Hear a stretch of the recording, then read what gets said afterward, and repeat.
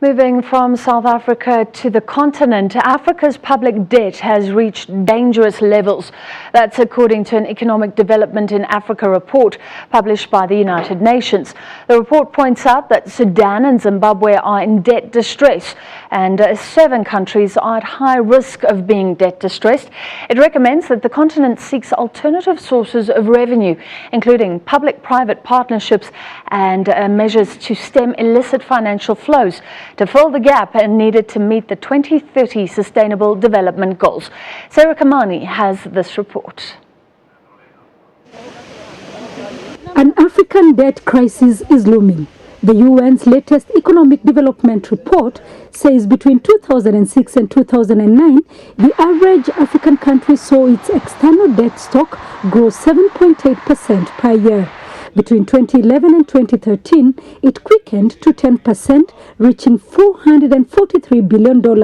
That's 22% of gross national income by 2013. Although in many ways the level of debt in Africa appears manageable, the fact of a very rapid expansion of public debt over the past few years remains a cause of concern, that the dynamics can point to the direction like what Africa went through in the 1980s and 1990s when they struggled with major foreign debt.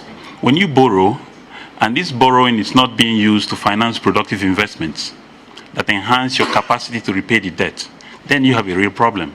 For example, if you're borrowing to pay salaries, that's not the same as borrowing to finance infrastructure projects that could help boost productive capacities for trade, which will give you foreign exchange. The debt is putting a strain on funding the ambitious Sustainable Development Goals. The continent will need at least $600 billion every year to finance those goals.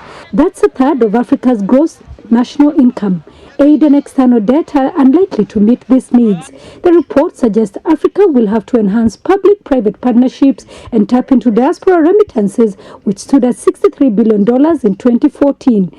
Stemming illicit financial flows out of the continent will also be a big help. If we stop thieves from taking out of Africa what they're taking out, there will be less need for begging others to bring something in to complement what is produced domestically. Meanwhile, developing countries meeting in Nairobi for the 14th session of the United Nations Conference on Trade and Development want the mandate of UNCTAD strengthened to be the global agency that regulates global rules on taxes as well as on illicit financial flows. One of the debates here is whether an organization like UNCTAD should have a mandate that enables it to look into these matters as well. And I think our view is that it should be enabled to have its voice, its take on these matters. South Africa's Investment SA scooped this year's UNCTAD Investment Award jointly with India and Lesotho.